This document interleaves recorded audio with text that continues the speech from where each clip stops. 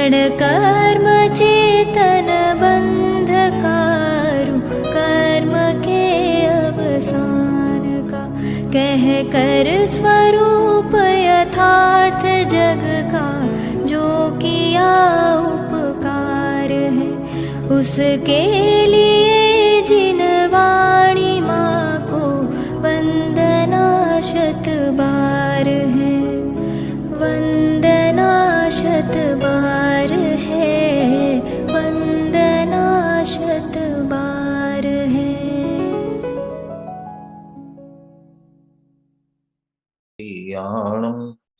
ऋणमौघुवज्झायाणं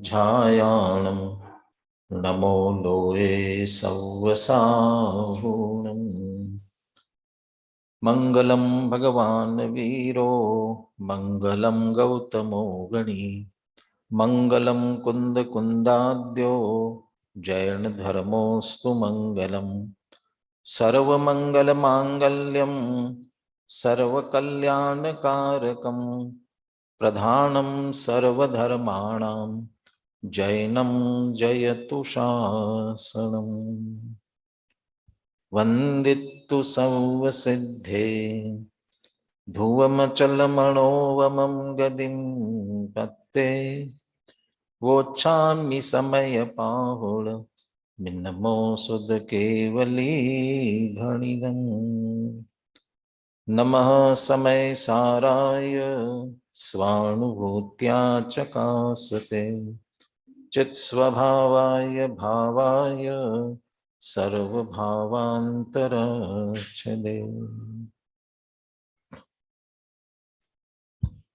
आचार्य कुंद कुंद देव विरचित समय सार परमागम कर्ता कर्म अधिकार पर अपन चर्चा कर रहे हैं। कर्ता कर्म की भूल के लिए आधार बनाया आत्मा और आश्रव में भेद न जानना, और आत्मा और आश्रव में भेद न जानते हुए क्रोधादि में प्रवर्तना, उससे कर्म का आश्रव और बंध होना। फिर इस कर्ता कर्म की अज्ञान जनित प्रवृत्ति कब निवृत्त होगी और बंध का निरोध कैसे होगा, इन दोनों के लिए आधार बनाया आत्मा और आश्रव में भेद जानना। आत्मा और आश्रव में भेद जानने के लिए आश्रवों की कमियां और आत्मा की विशेषताएं, इनकी चर्चा 72वीं गाथा में की थी। एक उपाय आत्मा और आश्रव में भेद का जानने का या दोनों के भेद विज्ञान के बिंदु बता दिए, लेकिन उसके आधार से निवृत्त कैसे हो जाए, इसकी विधि क्या है, ये विधि अब इसमें 73वीं गाथा में बता रहे हैं। इसके उत्थानिका थी केन विधिना अयम आश्रवेभ्यो निवर्तत इति चेत, ये आत्मा किस विधि से आश्रव से निवर्तित होगा, तो उसका उत्तर 73वीं गाथा में दिया। कुंद कुंद आचार्य ने यह उत्तर एक तरह से कहा जाए कि स्वानुभूत दिया, स्वयं जो अनुभव करते हैं, जिस विधि से करते हैं, वह विधि बताई। टीका में अमृतचंद्र आचार्य ने प्रत्येक पद की व्याख्या की हुई है, जिसमें से हमने अहम, एको, शुद्धो और निम्ममो, तो एक तरह से विशेषण के रूप में तो एको, शुद्ध और निम्ममो, इन 3 विशेषणों की बात की है। और ये सारे विशेषण अहम यानी अपनी आत्मा के ही हैं। तो अहम आत्मा की भी विशेषता विशिष्ट रूप से अमृतचंद्र आचार्य ने व्याख्यायित की। शेष अभी नान दंसन समग्गो, ये विशेषण, और इसके बाद ये तो आत्मा का स्वरूप हुआ आश्रव के सामने, लेकिन ऐसा जानकर, ऐसा समझकर निवृत्त कैसे होना, उसकी विधि, तो तम मिथिदो तच्चित्तो, इसकी भी विशेष व्याख्या अमृतचंद्र आचार्य ने की है। और ऐसा होने पर सव्य ये दे खयम नेमी, ये कैसे सहज क्षय को प्राप्त होते हैं, ये भी चर्चा टीका में अमृतचंद्र आचार्य ने की है। आगे अपन टीका प्रारंभ करें उससे पहले एक बार मूल गाथा का पाठ पद्यानुवाद के साथ में कर लेते हैं। सुनील जी शायद अभी जुड़ नहीं पाए होंगे, आप में से कोई करेंगे? अजय जी करेंगे गाथा पद्यानुवाद दोनों का पाठ?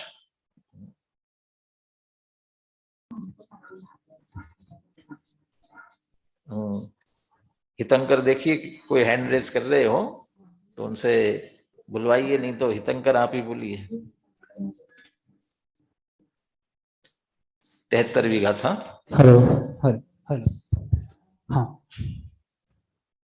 अमेको खलु शुद्धो निम्ब ओणाण दंशण समग्गो तमहि थिडो तचित्तो सव्ये ए देखयम नेमी। मैं एक हूँ मैं शुद्ध निर्मम ज्ञान दर्शन पूर्ण हूँ स्थित लीन निज में ही रहूं सब आश्रवों का क्षय करूं। ये मूल कुंद कुंदाचार्य के शब्द थे। अहम के साथ अन्य विशेषणों की जो व्याख्या की और जहां तक चर्चा हुई उसको एक बार संस्कृत में दोहराते हैं, आप भी भाव ग्रहण करने की कोशिश करें, फिर आगे के विशेषणों की चर्चा बढ़ाते हैं। अहम अयम आत्मा प्रत्यक्षम अक्षुन्नम अनंतम जन्मात्र ज्योति अनाद्यनंत नित्योदित विज्ञान घन स्वभाव भावत्वात् एकः सकल कारक चक्र प्रक्रियोत्तीर्ण निर्मल अनुभूति मात्रत्वात् शुद्धः। यदि अनुशीलन आपने ध्यान से पढ़ा हो तो आदरणीय डॉक्टर साहब ने जब एक एक की व्याख्या की, एक एक विशेषण की, चाहे एक फिर उसके बाद शुद्ध की, तो उसमें ही लगाया शुद्ध की व्याख्या जैसी ली जाए तो सकल कारक चक्र प्रक्रियोत्तीर्ण यहां से नहीं लेंगे, उसे लेंगे अहम अयम आत्मा प्रत्यक्षम अक्षुन्नम अनंतम चिन्मात्र ज्योति ही सकल कारक चक्र प्रक्रियोत्तीर्ण निर्मल अनुभूति मात्रत्वात् शुद्ध। माने वो मैं कैसा, मैं शुद्ध हूं ना, तो मैं कौन, तो मैं की व्याख्या पुनः उसके साथ पूरी लगाई है। पुद्गल स्वामिकस्य क्रोधादि भाव वैश्वरूपस्य स्वस्य स्वामित्वेन नित्यमेव अपरिणमनात् निर्ममतः। अब ज्ञान दर्शन समग्र, अहम नाण दंशन समग्रो, मैं ज्ञान दर्शन समग्र। क्यों ज्ञान दर्शन समग्र हूं? चिन्ह मात्र से महसो वस्तु स्वभावतः एव सामान्य विशेषाभ्याम सकलत्वात् ज्ञान दर्शन समग्र। सामान्य विशेषाभ्याम सकलत्वात्, सामान्य विशेष से समग्र सकल सहित होने से, सामान्य विशेष से सहित। अब वो सामान्य विशेष जो शब्दों का प्रयोग किया यहां, सामान्य विशेष के तो बहुत सारे अर्थ, बहुत सारी विशेषताओं में अलग अलग हो सकते हैं, लेकिन यहाँ जो सामान्य विशेष शब्द है वह अकेला सामान्य विशेष नहीं है। ये सामान्य विशेष किस बात का है? वो कह रहे कि चिन्ह मात्र से महसह वस्तु स्वभावतः, हमारा जो चैतन्य मात्र तेज है, तो चिन्ह मात्र ऐसे तेज का वस्तु स्वभाव से ही सामान्य विशेष से संपन्न होना, ये स्वभाव है उसका, चैतन्य का। तो चैतन्य सामान्य विशेष कैसा? तो यहाँ चैतन्य का सामान्य विशेषपना ये नहीं लगाना है जैसे अपन सामान्य गुण और विशेष गुणों में लगाते हैं। सामान्य गुण किसे कहते हैं? जो सब द्रव्यों में पाए जाए उसे सामान्य गुण कहते हैं। विशेष गुण जो सब में ना होकर के अपने अपने में। अब चैतन्य का तेज पुंज सामान्य विशेष सहित है, इसका मतलब क्या कि वो चैतन्यपना सब में है इसलिए सामान्य, और मुझ में है इसलिए विशेष। ये तात्पर्य नहीं लेना है। वो चैतन्य का कार्य है जानना, और वह जानना दो प्रकार से होता है, उसके स्वभाव में ही जानना दो प्रकार से होता है, ये स्वभाव में पड़ा है। ये कैसा होता है, एक सामान्य जानना है और एक विशेष जानना है। तो जानने की विशेषता, चैतन्य का कार्य है जानना, और जानना दो प्रकार से होता है, एक सामान्य जानना और विशेष जानना। सामान्य जानने को निराकार कहते हैं, विशेष जानने को साकार कहते हैं। सामान्य जानने को निर्विकल्प कहते हैं, विशेष जानने को सविकल्प कहते हैं। ऐसे अलग अलग शब्दों का भी प्रयोग किया। सामान्य जानने को अभेद, एक जानना, विशेष जानने को भेद पूर्वक अनेक रूप से जानना, ऐसे अनेक शब्दों में लेते हैं। माने चैतन्य अभेद विवक्षा में चेतना गुण है, एक गुण है, और भेद विवक्षा में ज्ञान दर्शन उसके दो गुण हैं। जीव का लक्षण चैतन्य है, उपयोग है। उपयोग का अर्थ करते चैतन्यान विधायी परिणाम। इसका मतलब चैतन्य सामान्य रूप से जाने कि विशेष रूप से जाने, जानता है। तो सामान्य रूप से जानेगा तो दर्शन कहलाता है, और विशेष रूप से जानेगा तो ज्ञान कहलाता है। दर्शन गुण अपने आप में बहुत सूक्ष्म है, सहजता से छद्मस्तों के तो पकड़ में आता ही नहीं है, और जैसा शास्त्र में लिखा वैसा ही हमें स्वीकार करना पड़ता है। छद्मस्तों की पकड़ में दर्शन की बात तो छोड़ो, ज्ञान की भी जानने की प्रक्रिया में हमारा मति ज्ञान श्रुति ज्ञान है, उसमें से मति ज्ञान से जानते हैं, 5 इंद्रिय मन निमित्त से जानते हैं। उसकी प्रक्रिया में अवग्रह, ईहा, अवाय, धारणा, तो ये क्रम, अवग्रह, ईहा और अवाय। तो सर्वप्रथम अवग्रह होता है, फिर विशेष जानने की जिज्ञासा, और फिर निर्णय होता है। अभी मैं आपसे पूछूं ये क्या है, तो सामान्य रूप से आप कहेंगे शास्त्र है। फिर आप विशेष देख करके समय सार अनुशीलन भाग 1 दिख रहा है तो आप ये कह देंगे आपने ये जो जाना, इसके जानने की प्रक्रिया में क्या क्या हो गया, हमने क्या हुआ है, तो समय सार अनुशीलन भाग 1 जान लिया। इतना नहीं हुआ है, पहले अवग्रह हुआ है, फिर ईहा हुई है, अवाय हुआ है। अभी मैंने पूछो यदि आपसे कौन सा ग्रंथ दिखाया मैंने अभी आपको, आप बता, समय सार अनुशीलन भाग 1 दिखाया। ये क्या हो गया, ये धारणा, ये इतनी याद में रह गया ना, आपकी धारणा हुई। ये जो प्रक्रिया हुई, अब इसमें जो आपको ख्याल में आ गया कि इसमें अवग्रह हुआ और यह हुआ, फिर अवाय हो गया। अवग्रह कहाँ पकड़ में आया हमको, यह कहाँ पकड़ में आई, ये है, ये जो हुआ है अवाय है, ये हुआ, निर्णय आ गया ख्याल में। अब इससे भी पहले इसकी तरफ हमारा ध्यान गया, मैंने पूछते ही आपका ध्यान इसकी तरफ गया। जैसे इसकी तरफ गया उसी समय एक सामान्य अवलोकन हुआ है, एक सामान्य प्रतिभास हुआ है, इसका एक निराकार ज्ञान हुआ है, इसका एक सामान्य ज्ञान हुआ है। तो क्या ज्ञान हुआ, ये है। एक कुछ है कहने में भी दिक्कत है, कुछ में तो अनध्यवसाय में चला जाता है, वो तो कुछ में कुछ आ गया उसमें है, इसके सत्ता मात्र का ज्ञान हो जाता है, ये दर्शन। और ऐसा सत्ता मात्र जिस वस्तु की तरफ भी हमारा उपयोग जाएगा उसके सत्ता मात्र का ज्ञान हो रहा है। तो सत्ता सत्ता सत्ता, तो इसलिए उसके सामान्य कह रहे हैं। ये कौन सी विशिष्ट वस्तु है इसके निर्णय के बिना हो रहा है, इसलिए उसको सामान्य कहते हैं। और फिर जब उसके बाद ज्ञानोपयोग प्रवर्तित हो जाता है, अवग्रह या पूर्वक अवग्रह मात्र होकर के रह गया, तब भी निर्णय तक तो पहुंचता नहीं है। अवाय तक पहुंचा तब वह विशिष्ट, यहाँ एक विशेष पदार्थ है। तो इसने अन्य से भिन्न होकर के विशेष और साकार, साकार का मतलब ये चौकोर है इस रूप में नहीं, ये वस्तु कौन सी है, ये साकार, इसके स्वभाव स्वरूप सहित जाना, इसलिए उसको साकार कहेंगे। और वहां सत्ता मात्र जाना था, इसलिए उसको निराकार कहा। और इसी को निर्विकल्प, इस वस्तु को अन्य से विकल्प माने भेद बिना किए मात्र सत्ता जान लिया, इसलिए उसको निर्विकल्प कहा था। और सविकल्प, ये वस्तु कौन सी है ऐसे निर्णय पूर्वक, विकल्प का अर्थ हुआ निर्णय, हमारा मुझे ये कार्य करने का विकल्प आया, उस रूप में नहीं है। या आत्मा को जानते जानते राग आ गया इसलिए विकल्प हुआ, वो वहां विकल्प है निर्णयात्मक। तो ये समय सार अनुशीलन भाग 1 है, इस तरह निर्णयात्मक ज्ञान हुआ, वो विशेष कहलाता है। तो चिन्मात्र महसा हमारा चैतन्य रूपी तेज की ये विशेषता है।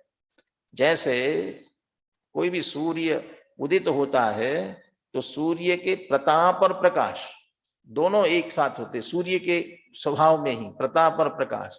ऐसे चैतन्य के तेज में सामान्य जानना और विशेष जानना ये उसके स्वभाव में है। और ये सामान्य विशेष से समग्र सहित मेरा चैतन्य मात्र का तेज होने से, और ये सामान्य से सहित है, दर्शन समग्र हूं, दर्शन सहित हूं, विशेष से सहित है इसलिए ज्ञान समग्र हूं। तो मेरे चैतन्य रूपी तेज का वस्तु स्वभाव से ही सामान्य विशेष से संपूर्ण होने के कारण से मैं ज्ञान दर्शन से समग्र हूं। इस तरह से जो विशेषण मूल गाथा में कहे थे, एक शुद्ध निर्मम और ज्ञान दर्शन से समग्र और अहम, इनकी व्याख्या अमृतचंद्र आचार्य ने की। इनके साथ एक बात विशेष जोड़ते हैं। क्या जोड़ते हैं? गगनादिवत पारमार्थिको वस्तु विशेषः अस्मि, अहम अस्मि, मैं हूं। कैसा हूं ये सारी विशेषताएं बता दी। और इन विशेषणों के साथ एक दृष्टांत देते हुए ये कह रहे हैं कि गगनादिवत आकाश आदि की भांति पारमार्थिको वस्तु विशेषः अस्मि, पारमार्थिक वस्तु विशेष हूं। ये कल्पना मात्र नहीं है, मैं जो ऐसा हूं ये कल्पना मात्र नहीं है। जैसे चार्वाक आदि मानते हैं पंचभूत मिले जीव की उत्पत्ति हो गई, और पंचभूत विलय हो गए तो जीव का भी नाश हो गया। यानी वो एक कल्पना मात्र जैसा, संयोग मात्र जैसा हो गया। ऐसा नहीं है, यह एक वास्तविक वस्तु है। वास्तविक कैसी? ये आकाश आदि की भांति आकाश है। तो आकाश आदि की भांति इसलिए कह रहे हैं आकाश अनादि अनंत असीम है, अमूर्तिक भी है वैसे आकाश आदि की भांति। और आकाश आदि की कहने की ये भी उद्देश्य है कि बहुत से दर्शन वाले आकाश को अकृत्रिम नित्य मानते हैं। जगत का कर्ता ईश्वर मानने वाले भी जब उनसे पूछते हैं ईश्वर ने कहाँ बैठ करके कार्य किया, तो आकाश में। तो आकाश था कि नहीं? कि आकाश तो अनादि अनंत अमूर्तिक है, अकृत्रिम है, आकाश को मानते हैं। तो जैसा आकाश है गगनादिवत आकाश आदि की भांति, और पारमार्थिक वास्तविक वस्तु विशेष विशिष्ट वस्तु हूं, जगत से भिन्न ऐसी विशेषताओं से युक्त ऐसा विशेष पदार्थ मैं हूं, अहम अस्मि। इस तरह से अहम की पूरी व्याख्या यहाँ पर अमृतचंद्र आचार्य ने ली। अब दूसरी एक ये पहली गाथा की पहली पंक्ति की व्याख्या पूरी हो गई। अब दूसरी पंक्ति की व्याख्या प्रारंभ करते हैं। तद अहम अधुना अस्मिन् एव आत्मनि निखिल परद्रव्य प्रवृत्ति निवृत्त्या निश्चलम अवतिष्ठमानः। ये निश्चलम अवतिष्ठमानः, ये तम्मिठिदो स्थित, अवतिष्ठमान, ये तम्मिठिदो की व्याख्या हुई। तम ही ठिदो गाथा में भी कहते हैं तम ही, उसमें, किसमें? कि अहम एको खलु शुद्धो निम्मो नान दंसन समग्गो। ऐसा जो आत्मा है, ऐसा जो हमारा द्रव्य स्वभाव है, ऐसा जो हमारा भगवान आत्मा है, तम मिठिदो। और उसके लिए यहाँ व्याख्या में कहते हैं तत् अहम अधुना, तत् अहम वह मैं। और देखिए कैसा प्रारंभ किया, उस समय कहा अहम अयम, वहां तो लिखते हैं कि अयम अहम, और अब कहते हैं कि तत् अहम। तो नक्की तो करो, जैसे अपन अंग्रेजी में दिस और दैट का प्रयोग करते हैं ना, तो दिस दैट, तो वैसे अयम और तत्। तो ये अयम तो नजदीक वाची हुआ और तत् तो दूरवाची, वह है कि यह है, तो नक्की करो। कहते नहीं, ये अयम तो मैं ही हूं, ये नजदीक अपनी बात है, इसलिए अहम अयम, यह मैं, ये नजदीक वाची अपनी ही बात करने के लिए कहा। फिर तत् क्यों कह रहे, फिर वह मैं ऐसा क्यों कह रहे हैं? ये तत् शब्द कह करके ये जो पूरी व्याख्या पीछे कही गई है, मैं एक शुद्ध निर्मम ज्ञान दर्शन समग्र आकाश आदि की भांति जो पारमार्थिक वस्तु विशेष हूं वह मैं। अब यहां वह का अर्थ दूर वाली बात नहीं, ऐसी जो विशेषता वाला है वह मैं, इसमें वह का अर्थ दूरवाची नहीं लेना है। ये विशेषताओं को जोड़ने के लिए तत् शब्द से बात की। वह मैं अस्मिन ने, अब देखो अस्मिन ने वह और इस आत्मा में, तो वह तो उस आत्मा में होना चाहिए ना, वह इस आत्मा में क्यों आ रहा है? तो वह तो सिर्फ उससे जोड़ने के लिए लिया। और अस्मिन ने व आत्मनि, जिस आत्मा की विशेषताएं की गई, और जब ये पता चले कि ऐसा महिमा संपन्न मैं हूं तो कहां बाहर जाएगा? तो इसी आत्मा में, अब तो मैं इसी आत्मा में स्थिर रहना चाहता हूं, लेकिन इसी आत्मा में स्थिर तो रहना चाहता हूं, तो स्थिर नहीं हो क्या? हम तो कब हूं न निज घर आए, पर घर फिरत बहुत दिन बीते, नाम अनेक धराए। तो ये निज घर क्यों नहीं आए, पर घर क्यों फिरत रहे? तो मैं अपने आप में ही स्थिर होना चाहता हूं, तो स्थिर क्यों नहीं हो रहा हूं? क्यों मेरी परिणति भटक रही है? तो उसका कारण भी बताते हैं। निखिल परद्रव्य प्रवृत्ति निवृत्त्या, निखिल परद्रव्य प्रवृत्ति निवृत्त्या, मेरी परिणति परद्रव्य की ओर प्रवृत्त हो रही है। वो अनादि मोह के कारण से, विपरीत मान्यता के कारण से, तो परद्रव्यों की ओर जो प्रवृत्ति हो रही है, वहां से जब निवृत्त होगी, तो परद्रव्य की प्रवृत्ति से निवृत्ति के द्वारा, परद्रव्य प्रवृत्ति निवृत्त्या, कौन से परद्रव्यों की प्रवृत्ति से निवृत्त होना है? स्त्री कुटुंब परिवार धन संपत्ति, ये लौकिक विषय कषाय, इनसे होना है, अकेले इनसे ही नहीं। इनसे हटने के लिए जिन देवशास्त्र गुरु के समागम में आए हैं उनसे भी हटना है। निखिल परद्रव्य, समस्त परद्रव्य की प्रवृत्ति, उन सब की, क्योंकि स्थिर स्वयं में स्थिर, अस्मिन इस आत्मा में स्थिर होना है, तो आत्मा के अतिरिक्त सारे समस्त पर निखिल परद्रव्य प्रवृत्ति, सारे ही परद्रव्यों की प्रवृत्ति की निवृत्ति, उनकी प्रवृत्ति की निवृत्ति द्वारा निश्चलम अवतिष्ठमाना, स्थिर होता हुआ, निश्चल, ये चंचलता हो रही थी। जैसे चलता हुआ पंखा है, पंखुड़ियों पर ध्यान दो, तो पंखुड़ियां तो चल रही है ना, तीन तीन पंखुड़ियां चल रही है, तो हमारा चित्त भी घूमता रहेगा। और उसका जो धुरी है वो स्थिर है, उस पर ध्यान देंगे तो स्थिरता होगी। तो परद्रव्य तो बहुत सारे हैं, तो उनकी ओर हमारा ध्यान जाएगा, इसका उसका तो चंचलता आएगी। लेकिन जब सबसे हट करके एक अभेद अखंड आत्मा की तरफ आता है, तब निश्चल हो जाता है, चंचलता नहीं होती है। परिणामों में निश्चल और अवतिष्ठमाना, अच्छी तरह से इसमें स्थित होते हुए, तो इस आत्मा में परद्रव्यों की प्रवृत्ति की निवृत्ति, एक तरह से उसका हेतु भी दिया कि निश्चल या उपाय, कैसे स्थिर होना, अपने आप में स्थित होना, कि परद्रव्य की प्रवृत्ति छोड़ो, स्व में स्थिति होगी अपने आप ही। उदाहरण ऐसा देते ना, जहाज का पंछी, कोई जहाज समुद्र में जा रहा है और एक पंछी उस पर बैठा हुआ है और समुद्र में आगे अंदर चला गया, और उसके बाद में उसे लगा कि मैं अब उड़ूं, उड़ करके जाऊं, तो उड़ा, बहुत इधर उधर देखा, कहाँ जाएगा? तो जहाज का पंछी उड़ी उड़ी फिर जहाज पर आवे, कहाँ जाएगा? इधर उधर से होकर के फिर जहाज पर, वही आधार है उसके लिए, और कोई आधार नहीं। तो हमारी परिणति पर द्रव्यों में जा रही है, अब पर द्रव्यों से निवृत्त कर दो तो कहाँ जाएगी? तो अपनी आत्मा की है, अपनी आत्मा में आकर के स्थिर होने वाली है। तो निश्चलम अवतिष्ठमाना, स्थित हो गई। अब कह रहे स्थित तो हुई है, लेकिन अनादिकाल की पुरानी आदत पड़ी हुई फिर बाहर जाने की, तो फिर परिणति बाहर जाने लग जाए तो अब उसी में लगा रहना चाहिए। तो उसके लिए क्या उपाय है? सकल परद्रव्य निमित्तक विशेष चेतन चंचल कल्लोल निरोधेन इममेव चेतयमानः। परद्रव्यों से निवृत्त तो हुआ, और परद्रव्य से निवृत्त होकर के यहाँ आया, लेकिन उसके बाद भी अनादि उनकी रुचि पड़ी हुई थी तो उन्हीं का कभी चिंतन विचार मन में आने के कारण से मन में चंचल कल्लोले उत्पन्न होती थी, विकल्प उत्पन्न होते थे, उसके कारण से परिणाम हमारे विचित्र हो जाते थे। अब उसको भी निरोध करते हुए तो क्या कह रहे हैं, सकल परद्रव्य निमित्तक विशेष चेतन चंचल कल्लोल। अब देखिए विशेष चेतन शब्द का प्रयोग लिया, विशेष चेतन। तो अब विशेष चेतन कौन सा?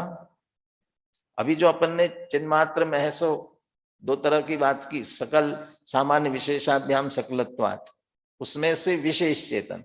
सामान्य तो निर्विकल्प है, उसमें कोई विकल्प आकार कुछ होते ही नहीं है, इसलिए उसकी बात नहीं। तो विशेष चेतन माने ज्ञान में। तो हमारे ज्ञान में जो चंचल कल्लोले होती है उसके संदर्भ में विकल्प चलते हैं।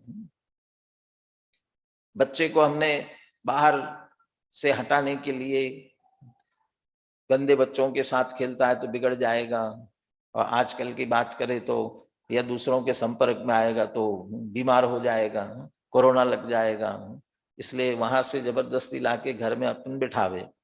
अब वहां से हटा के हमने घर में तो बिठा दिया, लेकिन वो अपने मित्रों से खेल कूद के वही विकल्प तो उसके चल सकते हैं ना। वो उन विकल्पों को रोके तो फिर अध्ययन में उसमें लग सकता है। ऐसे हमने अपने उपयोग को बाहर से हटा करके स्वयं में तो लगा दिया, लेकिन अभी उनके निमित्त से ही, उनके विचार से, उनके चिंतन से विशेष चेतन में जो चंचल कल्लोले उत्पन्न हो सकती होती है। पानी में, पानी स्थिर रहता है, समुद्र का, तालाब का पानी स्थिर रहता है, लेकिन उसमें कभी भी कल्लोल उत्पन्न होगी तो किसके कारण से होगी? या तो हवा चलेगी, आगे तो एक गाथा में लिया हुआ है ना, निस्तरंग और उत्तरंग अवस्था समुद्र की उदाहरण बनाया। संसार और मोक्ष दशा के लिए समुद्र की उत्तरंग और निस्तरंग अवस्था का उदाहरण दिया है आगे। उत्तरंग समुद्र में लहरें उठना और निस्तरंग होना, तो उत्तरंग अवस्था के लिए कारण क्या दिया कि वायु का चलना, ये निमित्त है। तो वायु के चलने से ही उसमें कल्लोले उत्पन्न होती है पानी में। या फिर कोई कंकड़ डाल दे, कुछ डल डाल दे, तो उसके कारण से आएगी कल्लोल, अपने आप नहीं आएगी, उसमें अपने आप नहीं आती है। ऐसे हमारा विशेष चेतन, चैतन्यपना, जानन जानन जानन, इस स्वभाव सहज है, शांत है, लेकिन इसमें पर सकल पर द्रव्य निमित्त, जहां हमारी वृत्ति पर की ओर गई कि विकल्प आना शुरू हो गए, किसी पर की तरफ जाए, किसी भी पर की तरफ। और उस पर में यहां तक की बात है पंच परमेष्टि भी, और अब पंच परमेष्टि भी नहीं, अपने ही स्वरूप का भेद पूर्वक विचार, अपने ही स्वरूप का भेद पूर्वक विचार, इतना भी किया तो भी विकल्प आते हैं। और इसीलिए अंत में जहां अखंडता के लिए ये जो शब्द आते हैं, न द्रव्ये न खंडयामी, न क्षेत्रे न खंडयामी, न काले न खंडयामी, न भावे न खंडयामी, सुविशुद्ध ज्ञान मात्र भावोस्मि, इसकी व्याख्या में आप पांडे राजमल जी का देखेंगे और उस पर गुरुदेव के व्याख्यान हुए, उस पर देखेंगे तो वहां लिखा है कि न द्रव्य से खंडित होता हूं, न क्षेत्र से, न काल से, न भाव से, और ऐसा जो है ये मैं स्वद्रव्य हूं। अब उसमें सामान्य विशेष, उसमें सामान्य द्रव्य विशेष पर्याय, उसमें क्षेत्र असंख्यात प्रदेशों का अभेद अखंड पिंड व स्वक्षेत्र, और प्रदेशों में भेद करना उसको पर क्षेत्र कह दिया। काल में नित्यता, वह नित्यता न काले न खंडयामी, नित्य त्रिकाल ध्रुव एक वस्तु व स्वक्षेत्र स्वकाल, और उसमें पर्यायों का भी भेद करना, ये भूतकाल, ये वर्तमान काल, ये भविष्य काल, ऐसा भेद करते हैं, वो उसको भी परकाल कह दिया। और ऐसे ही गुणों का अभेद अखंड पिंड वो स्वभाव, और गुणों में ज्ञान दर्शन चारित्र आदि के भेद करना, इसको भी परभाव कह दिया। माने ये भेद करना, भेद का विकल्प, इसको तक परद्रव्य कहा। क्यों? क्योंकि ये चंचल कल्लोल और वो सकल परद्रव्य, जब अपने ही स्वरूप का भेद पूर्वक विचार करना, ये विकल्पों के लिए कारणे चंचल कल्लोले उत्पन्न करता है, तो फिर पर का विचार करना वो तो बहुत दूर की बात है। उस समय 5 इंद्रिय विषय भोग अशुभ से बचने के लिए पंच परमेष्टि का, जिनवाणी का, तत्व का विचार करना, जब ये भी कल्लोल विकल्प उत्पन्न करने वाला है, तो फिर 5 इंद्रिय विषय भोग के कारण वो तो कितने महाविकल्प उत्पन्न करने वाले हैं। उन सब से निवृत्त सकल पर द्रव्य निमित्तक विशेष चेतन चंचल कल्लोल निरोधेन इममेव चेतयमाना, इसी को चेतते हुए। अब तच्चित्तो, ये बड़ा दत्त चित्त होकर के सुन रहा है, एकाग्र होकर के। तो दत्त चित्त, इसके संस्कृत व्याख्या करो, क्या होता है दत्त चित्त? क्या होगा दत्त चित्त? अपन हिंदी में बोल रहे हैं, अरे बड़ा एक दत्त चित्त होकर के सुन रहा है, ये संस्कृत शब्द है। चित्त दत्त, चित्त दे करके, माने चित्त उसने वहीं दिया है और वहां से कहीं नहीं हटा रहा है, इतना एकाग्र होकर के तच्चित्तो, तो उसी में, उसके अलावा और किसी का विचार नहीं, और किसी का विचार नहीं है इसलिए विकल्प नहीं है। पहले समय में स्थिर हुआ और उसी में स्थिर रहना, ये भी बड़ा कठिन है। एक बार लाना आसान हो सकता है और लाने के बाद टिकाए रखना भी मुश्किल है। महाविद्यालय में विद्यार्थियों को लाना, तो एक बार प्रेरणा दे करके लेकर के आए और आ गए, बराबर टिके रहे, भाग करके नहीं जाए, अब वो भी बड़ा कठिन होता है। अब बच्चों को भी बाहर से जबरदस्ती लाके घर में तो बिठा दिया, लेकिन घर में ही बैठे रहे, बने रहे, ये कठिन होता है ना। अरे लौकिक दृष्टि से भी यदि हमने कोई अचीवमेंट, किसी विशिष्ट हमने प्राप्ति कर ली, अब प्राप्ति कर ली, अब प्राप्त हो गया, अब उसी में बने रहे, ये बने रहना बड़ा मुश्किल है, खिलाड़ी को हो चाहे हर एक को। अब हमें तो ऐसा लगा एक बार पहुंच गए, माने पहुंच गए, तो पहुंचने में मेहनत की है, अब जहां पहुंचे हैं वहां बने रहने के लिए भी मेहनत करना पड़ती है। नहीं, एक बार सिद्ध हो गए, मुक्त हो गए, मैंने अब कुछ नहीं करना पड़ता है। सिद्ध भगवान कुछ भी पुरुषार्थ नहीं कर रहे हैं, सिद्ध भगवान का पुरुषार्थ नहीं चल रहा है।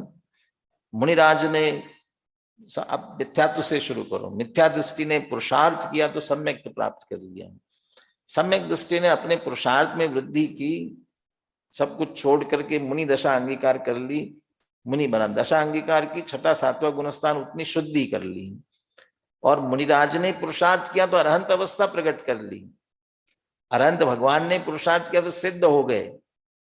अब क्या करना है सिद्ध भगवान को? अब सिद्ध हो ही गए, कुछ नहीं करना। अब सिद्ध भगवान कुछ नहीं कर रहे हैं, कुछ नहीं कर रहे हैं।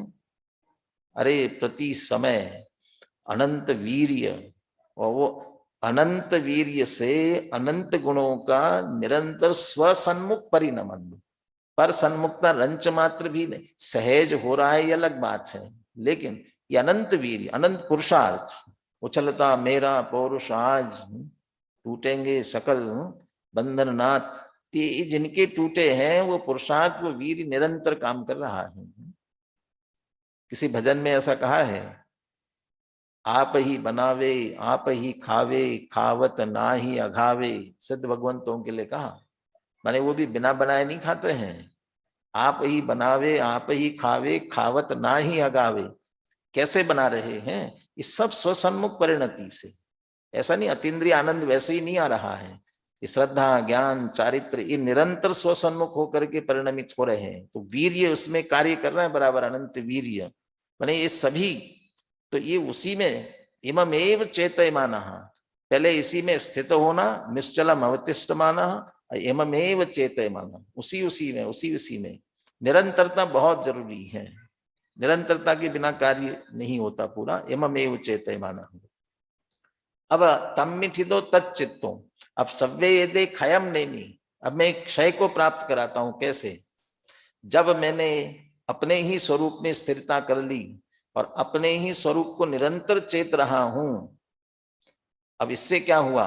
स्व अज्ञानेन आत्मनि उत्प्लवमानान एतान भावान अखिलान एव क्षपयामि। ऐसा करके ये तो भाषा है वास्तव में। जब अपने ही स्वरूप में स्थिर हुए और स्वरूप में स्थिर होकर के स्वरूप को ही चेत रहे, स्वरूप का ही निरंतर, यहाँ चेतना मानी चिंतनात्मक नहीं है, उसी में स्थिरता है, उसी में लीनता है। तो स्वरूप में लीन होने पर ये आश्रव के परिणाम उत्पन्न ही नहीं हो गई, आश्रव के परिणाम उत्पन्न ही नहीं होते हैं। पीछे एक 36 या 37 नंबर की जो गाथा है, नत्थि मम मोह आदि बुद्धि वो गए हमको, उसके टीका में अमृतचंद्र आचार्य ने लिखा है, राग का त्याग किया तो राग के त्याग का नाम मात्र कथन होने पर भी वास्तव में राग का त्याग नहीं किया, राग के त्याग किया ऐसा कथन मात्र है, माने त्याग करता ही नहीं। तो क्या किया, वो शायद प्रत्याख्यान वाली गाथा कि ये स्वरूप में स्थिर हुआ ज्ञान ही प्रत्याख्यान है, राग का प्रत्याख्यान नहीं किया है। स्वरूप में स्थिर हुआ, राग उत्पन्न नहीं हुआ, तो राग की उत्पत्ति नहीं हुई, इसी का नाम राग का त्याग है, राग का त्याग नहीं करता है। ऐसे ही जब हम स्वरूप में स्थिर हुए तो स्व अज्ञानेन आत्मनि उत्प्लवमानान एतान भावान। अभी फिर से पीछे जाइए, आश्रव कैसे हो रहे थे, आत्मा और आश्रव में भेद न जानने के कारण ये स्व अज्ञान, तो अपने ही अज्ञान से हमारी आत्मा में उत्पन्न होने वाले ये भाव उत्पन्न नहीं होंगे, इसे कह रहे हैं एतान भावान अखिलान एव क्षपयामि। तो कह रहे मैं तो ऐसे अपने स्वरूप में स्थिर हुआ, उसी में स्थिर बना रहा, तो इनकी हिम्मत नहीं हुई कि मुझ में आवे। ऐसा करके मैं इन सारे भावों को क्षय को प्राप्त कराता हूं। स्व अज्ञानेन आत्मनि उत्प्लवमानान एतान भावान अखिलान एव क्षपयामि। अमृतचंद्र आचार्य कह रहे हैं, कुंद आचार्य भी कह रहे हैं, सव्वे भावे एदम खयम नेमी। अमृतचंद्र आचार्य कह रहे हैं, ये बात भी आप ध्यान रखिए, यदि ध्यान से टीका पढ़ेंगे अनेक जगहों पर ये ऐसा नहीं कहते हैं, टीका कर रहे हैं, कुंद आचार्य की गाथा की टीका कर रहे हैं, तो ऐसा लिखना चाहिए अमृतचंद्र आचार्य को, अहम एक को। कुंद आचार्य कहते हैं कि मैं एक हूं, कुंद आचार्य का आत्मा शुद्ध है, निर्मल है, ऐसा नहीं कहते हैं। कुंद आचार्य अपने में ही स्थित होते हैं, अपने में लीन होते हैं और आश्रव भावों का क्षय करते हैं, ऐसा नहीं, यहाँ कहीं उल्लेख नहीं आएगा। वो कह रहे मैं भी तो ऐसा ही कर रहा हूं, अहम, मैं तो अमृतचंद्र आचार्य ये कह रहे हैं। मैं दोनों आचार्यों के माध्यम से ये पूछना चाहता हूं, कुंद आचार्य ये कह रहे हैं सव्य यदे खयम नेमी, अमृतचंद्र आचार्य कह रहे हैं अखिलान भावान क्षपयामि, इन सारे भावों को क्षय को ले जाता हूं। क्या क्षय हुआ? और यदि क्षय हुआ तो उसी समय उन्हें अरहंत अवस्था होनी चाहिए, पूर्ण वीतरागता होनी चाहिए। जब सारे ही क्षय हो गए, रागादि सारे विकल्प, रागादि सारे आश्रव भाव, तो अरहंत अवस्था होनी चाहिए, तो अरहंत अवस्था तो हुई नहीं।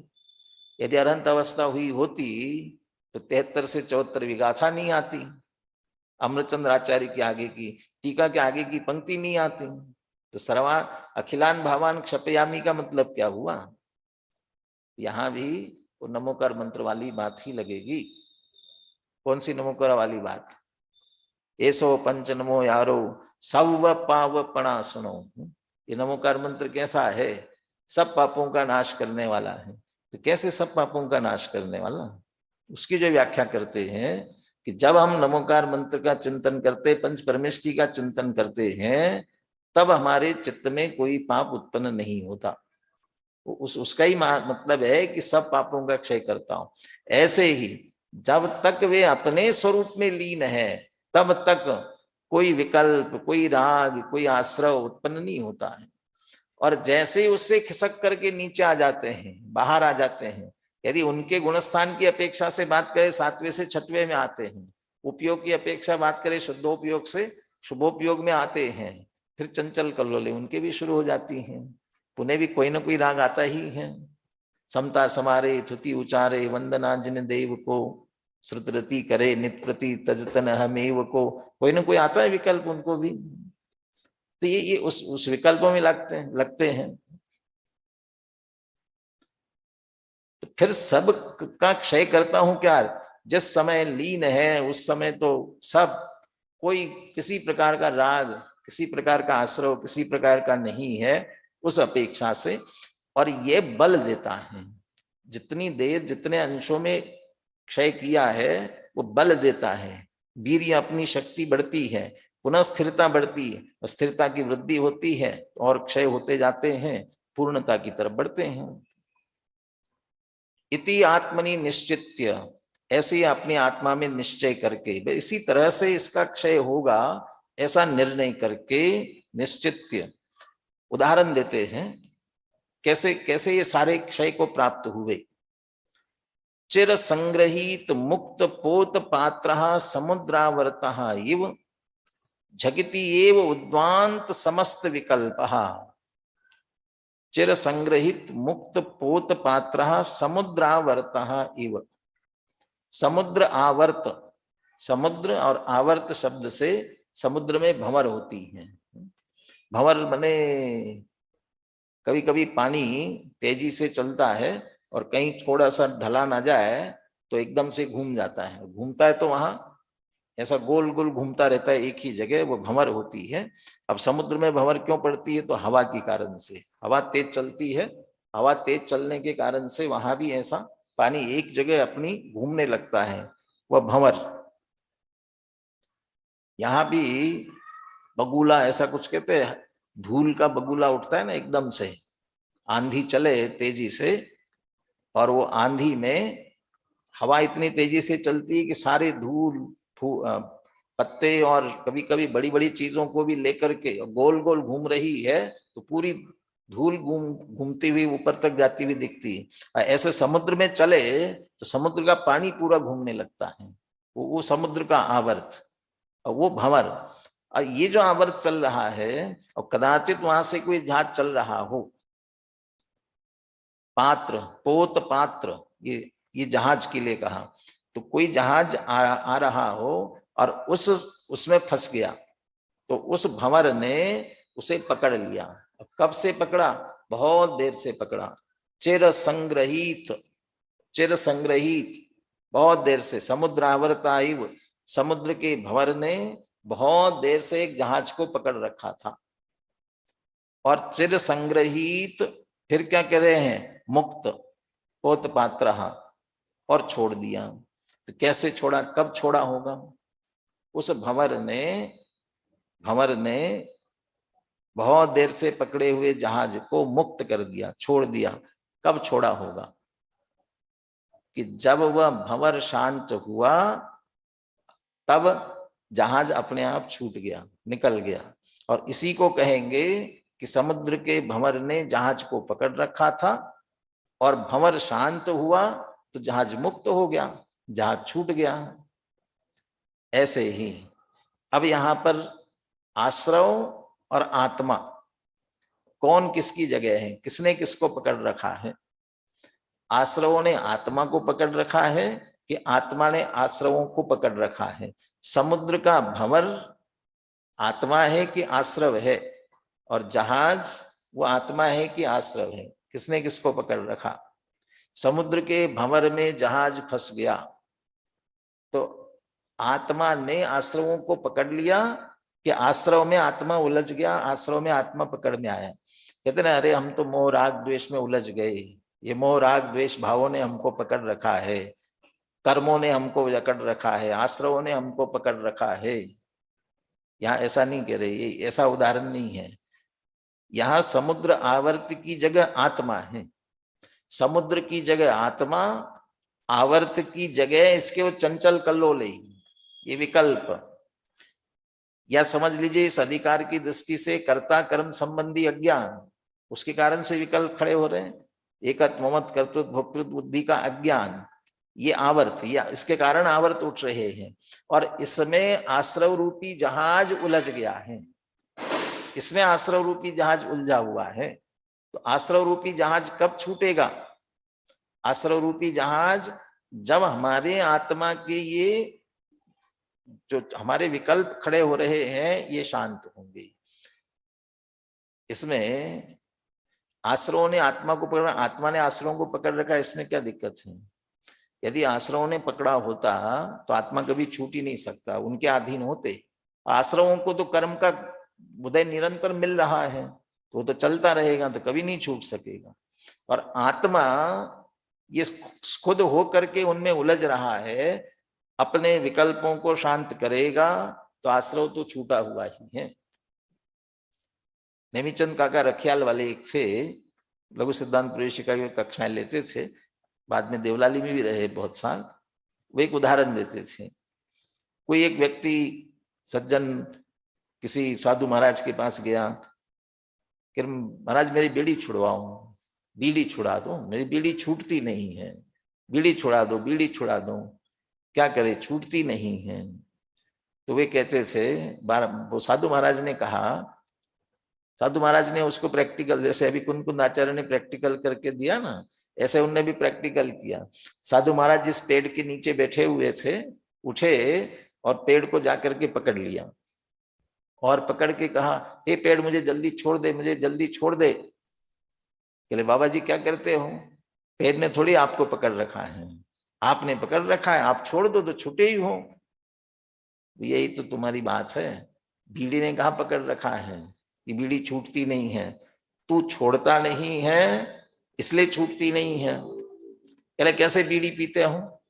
ये ऐसे पीते हैं ना पीने वाले, मैं नहीं पीता हूं, पीने वाले ऐसी उंगली करके और उसमें बीड़ी फंसा के पीते हैं ना, किसी को देखो वो उंगली में, कहले तू उंगली में दबा करके बीड़ी पीता है तो उंगली ऐसी कर दे, देख बीड़ी छूटती है कि नहीं छूटती है। तूने बीड़ी को पकड़ रखा है कि बीड़ी ने तुमको पकड़ रखा है? ये तुझे छोड़ना है, तू छोड़ता है तो छूटी हुई है। ऐसे हमने आश्रमों को, ये आश्रम मेरे हैं, संयोग सिद्ध संबंध वाले, हमने तादात्म्य सिद्ध संबंध वाले समझा उसे, परभावभूत है निषिद्ध किए हैं, फिर भी स्वभावभूत होने का अध्यास हमें हो रहा है, इसलिए हम ज्ञान की तरह स्वयं उसमें प्रवर्तन कर रहे हैं। हमने उनको पकड़ रखा हुआ है, इसलिए हमें ही ये शांत करना है।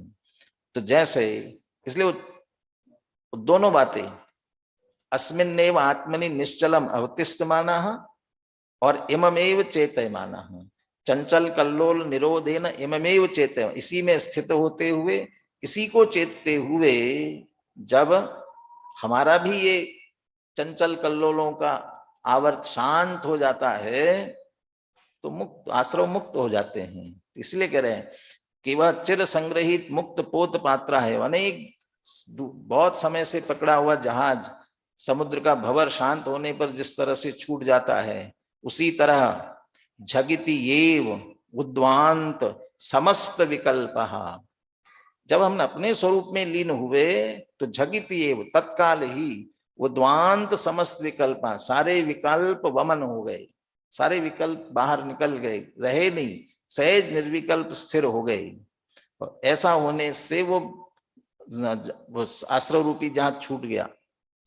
ऐसा हो करके फिर अपनी महिमा करते हैं, अकल्पितम अचलितम अमलम आत्मानम आलम्बमानः, सारे विकल्प छोड़ दिए, सारे विकल्पों से निर्विकल्प हुआ और निर्विकल्प होकर के अपने जो स्वरूप की तरफ आए ना, जिसमें इसी को स्थिर हुए हैं, इसी को चेत रहे हैं, वो कैसा अनुभव में आ रहा है?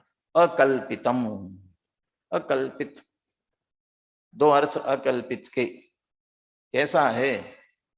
ऐसा कोई और पदार्थ कभी देखा नहीं, हमारी कल्पना से भी परे, अकल्पित, कल्पना ही नहीं की थी कैसा है। किसी विशेष पदार्थ, किसी भी स्थान को अगर देख करके लगता है ना, विचार चलते हैं और साक्षात जाकर के देखते हैं तो अरे हमारी कल्पना से भी परे, अकल्पितम। तो एक तो और अकल्पितम, और दूसरा विकल्प, विकल्पों से जो चंचलता हो रही थी, उन सारे विकल्पों से रहित होने के कारण से अकल्पित, कल्पना विकल्प, सारे विकल्पों से रहित, अत्यंत शांत, इसलिए अकल्पितम। अचलितम, अचलितम चंचलता से रहित, स्थिर उपयोग हुआ है ना, इसलिए चंचलता से रहित, अचलितम। अमलम निर्मल, अमलम, निर्मल, निर्मल शब्द नहीं, मल से रे, वो निर्मल तो परिणाम हुआ, पर्याय हुई वो है, लेकिन हमारा आत्मा कैसा है, वो अकल्पित जो है, जिसमें चंचल कल्लोले उत्पन्न ही नहीं होती, ऐसा अकल्पित लेना है। विकल्पों से शांत हुआ नहीं, स्वभाव से अकल्पित, निर्विकल्प नहीं कह रहे हैं, अकल्पित, विकल्प जिसमें उठते ही नहीं है। ये भाव जैसे समुद्र में भी बड़ी बड़ी जितने भी तरंगे उठे ना, वो ऊपर ऊपर उठती हैं, और समुद्र नीचे गहराई में जाकर के देखा जाए तो शांत है, और इसीलिए समुद्र को गंभीर कहते हैं, शांत कहते हैं। वो नीचे के स्वभाव की अपेक्षा से कहते हैं, ऊपर के उछलते हुए लहरों के कारण से नहीं होते। तो लहरों को गौन करके अंदर देखा जाए, ऐसे हमारे अंदर भी जो रागादि विकल्प उठते हैं, चैतन्य सदन के आंगन में चंचल छाया की माया सी, घटती क्षण में बढ़ती क्षण में, ये तो ऊपर ऊपर उत्पन्न होते हैं। तो अंदर तो अकल्पित है, अचलित है, कोई चंचलता नहीं है, और अमलम है, मलिनता वहां प्रवेश नहीं करती है। विज्ञान घन स्वभाव की बात की थी ना, और आगे भी शब्द का प्रयोग करे विज्ञान घन का, ठोस है, उसमें भी प्रवेश नहीं करता, इसलिए अमलम। ऐसे आत्मानम आलम्ब मानहा, विकल्प सारे छूट गए, आश्रव छूट गए, और जो हमारा आत्मा अकल्पित, अचलित, अमल, ऐसे आत्मा का अवलंबन लेता हुआ, और आलम्ब माना, आलम्ब कैसा ले रहा है, हम जैसे हाथ का आलंबन लेते हैं ऐसा आलंबन ले रहा है, कैसा ले रहा है, आत्मा का आलंबन लेना, उसी को जानना, उसी को पहचानना, उसी में लीन होना। और उत्तम मिठी दो तच्चित्तों में वही है, उसी में स्थित कैसे होना, श्रद्धा ज्ञान चारित्र की परिणति स्वयं में स्थिर करना, उसी में लगी रहना। श्रद्धा ज्ञान तो लगते हैं, चारित्र की परिणति बाहर आती है, उसे भी स्थिर करना है।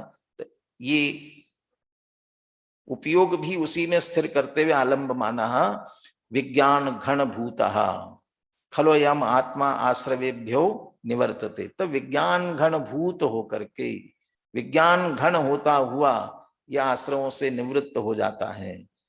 विज्ञान घन होना, अभी इस विज्ञान घन होता हुआ ये जो शब्द आया है, इसको थोड़ा चित्त में रखना। अगली गाथा की टीका में चर्चा आएगी, उसकी जयचंद जी छाबड़ा ने भावार्थ में विशेष बात की, प्रश्न भी उठाया। अभी तो ऊपर कहा था विज्ञान घन स्वभाव भावत्वात् एकः, विज्ञान घन स्वभावी होने से एक हूं, तो विज्ञान घन स्वभावी है। और अब कह रहे कि विज्ञान घन भूतः, विज्ञान घन होता हुआ, तो विज्ञान घन है कि विज्ञान घन होना है, होता हुआ कह रहे हैं, है कि होना है, कहते है भी और होना भी है। तो है और होना है का मतलब स्वभाव से है, स्वभाव से तो विज्ञान घन है, लेकिन हम अपने आप को वैसा कहाँ स्वीकार कर रहे हैं, मैं तो रागी हूं, मैं द्वेषी हूं, या मति ज्ञान श्रुति ज्ञान वाला हूं, अल्प ज्ञान वाला, केवल ज्ञान वाला माना तो भी गलत है, नहीं वो नहीं, त्रिकाल एक रूप रहने वाला सहज ज्ञान, वो विज्ञान घन। और अब ऐसा ही मैं हूं, इसी को जानकर, इसी को पहचान कर, इसमें ही लीन हुआ, ये विज्ञान घन भूतः। ज्ञान ने निर्णय किया कि मैं विज्ञान घन स्वभावी हूं, श्रद्धा ने श्रद्धान में लिया, प्रतीति विश्वास किया कि मैं विज्ञान घन स्वभावी हूं, और हमारे उपयोग की स्थिरता भी उसी में हुई। इसका मतलब विज्ञान घन अब हुई, श्रद्धा ज्ञान चारित्र उसी में स्थिर होने से विज्ञान घन भूतः खलो अयम आत्मा आश्रवेभ्यो निवर्तते। और जब ऐसा विज्ञान घन अपने स्वरूप में स्थित हुआ है, तो कहाँ आश्रव भाव, वहां परिणति में भी आश्रव भाव कहाँ आने वाले हैं, तो वास्तव में यह आत्मा आश्रवों से निवृत्त हो जाता है। तो ये आश्रव की निवृत्ति की विधि वास्तव में कितनी सहज और सरल है, और सहज और सरल होकर के भी इसका उपयोग नहीं करते, इसलिए हम टेंशन, चंचल, इन सब में लगे हुए हैं। जब जब उत्पन्न हो गई, ये कहते हैं ना, कछुए को थोड़ा सा भी खटका लगे, खतरा लगे, तो कछुआ क्या करता है, अपने अंगों को अपने में समेट लेता है। तो अपने में सिमट लिया तो क्या होगा, उसके ऊपर ठोस सुरक्षा कवच है ना, तो सुरक्षा कवच ठोस है तो कुछ नहीं बिगड़ता है, कितना भी करो कुछ भी नहीं बिगाड़ सकता है। ऐसे हमारी परिणति बाहर गई तो बिगाड़ ही बिगाड़ है, और सिमट करके अपने में आए तो हमारे पास भी ठोस कवच है, विज्ञान घन स्वभाव है। और विज्ञान घन स्वभाव में आया तो कोई कुछ बिगाड़ करने वाला नहीं है। हमारा बिगाड़ तो वास्तव में परिणामों से होता है। परिणाम जब पर की ओर गया ही नहीं, स्व में स्थिर हुआ, तो कौन क्या बिगाड़ करने वाला है। ये विज्ञान घन भूता, इस सहज आश्रमों से खलु अयम आत्मा आश्रवेभ्यो निवर्तते, सहज ही आश्रमों से ये निवृत्त होता है। लोक में भी जब कभी बहुत उद्वेलित होते हैं तो हम अपने घर में अकेले बैठना चाहते हैं, लोग में कह भी देते हैं लीव मी अलोन, मुझे अकेले छोड़ दो। तो अकेले छोड़ करके क्या करते हो, भी अपने में स्थिर हो जाते हैं। तो ऐसे यहाँ भी राग द्वेष आश्रव इन सब के दूर करने का उपाय अपने में स्थिर होना है। अमृतचंद्र आचार्य, कुंद कुंद आचार्य स्वयं आश्रव की निवृत्ति की विधि स्वयं अपनाते हैं, हमें भी बताते हैं। यदि हम इसी विधि से अपने में स्थिर होते हैं तो हमारी भी आश्रव की निवृत्ति निश्चित रूप से हो सकती है। ऐसा जान लेंगे तो आश्रव निवृत्त हो जाएंगे। कितना समय लगेगा, कितना काल, ऐसा करने पर कितने काल के बाद डॉक्टर ने दवाई दे दी तो पूछते हैं ना ठीक हो जाएगा, कब तक होगा। अगली गाथा में कहने वाले हैं ज्ञान का होना और आश्रव निवृत्ति का बिल्कुल समकाल है। कैसे समकाल है इसकी चर्चा अपन अगली गाथा में 74वीं गाथा के माध्यम से करेंगे।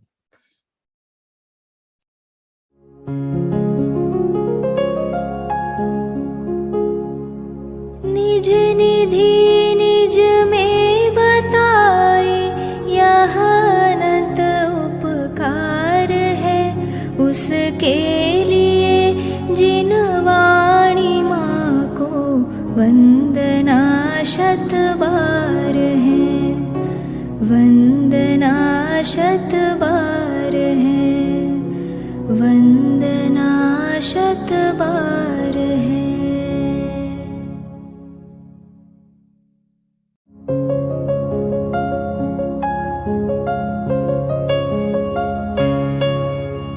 हे जिन वाणी भारती तो ही जपो दिन रैन, जो तेरी शरणा गहे सो पावे सुख चैन।